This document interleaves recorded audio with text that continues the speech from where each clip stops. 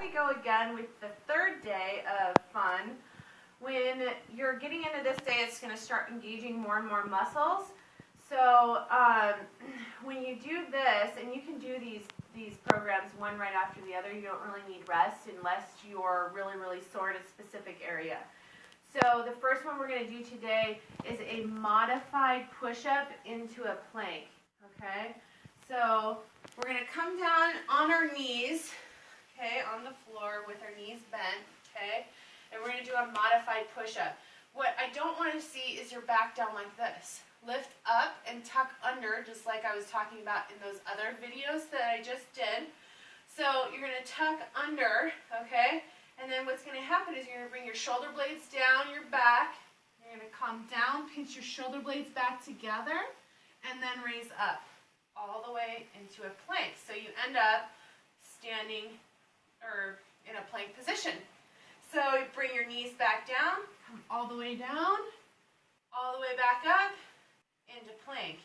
Knees back down, all the way down, back up, into plank. So you should end up feeling this exercise a lot in your chest, in your abs, especially when you start raising up and down into the plank. If you feel it in your low back, that's not a good sign.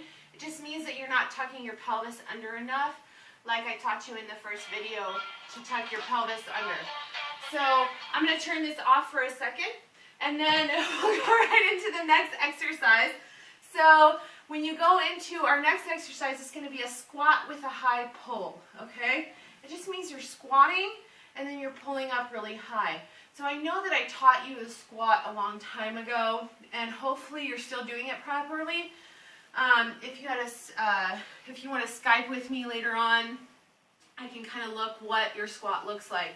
However, this is going to be a squat with a high pull. You're going to pick up your kettlebell that you already have, okay? And you're going to end up pushing your hips all the way back, weights in the heels. Now your feet are slightly pointed out. They're a little wider than shoulder width apart, okay? So when you come down, you're going to push those hips all the way back, weights in the heels. Lift up hips first, then arms, elbows up high, then arms, then hips. Legs, arms, arms, hips. Legs, arms, arms, hips. Okay, so you're going to do 15 of those, okay, with your 30-pound kettlebell. Then you're going to go into a Russian twist, okay? A Russian twist is going to look like this. Both feet are on the floor, okay? Chest up nice and high, okay? So you're in a V position, basically, and you can keep your feet on the floor for stability, all that fun stuff. Eventually, you can get to the point where you're balancing and your feet are off the floor, but for now, let's just keep it like this. What you're going to do is take that kettlebell, you're going to have it on the side, up to the chest, side, up to the chest, side, up to the chest. Keep it very close to your body, side, up to the chest, okay? So you would do 15 of those on each side, so that's really 30. Boo-hoo. Then we're going to go into our last exercise of that day, which is going to be a floor back extension. It just means that you're lying flat on the floor and you're extending your back straight up, okay?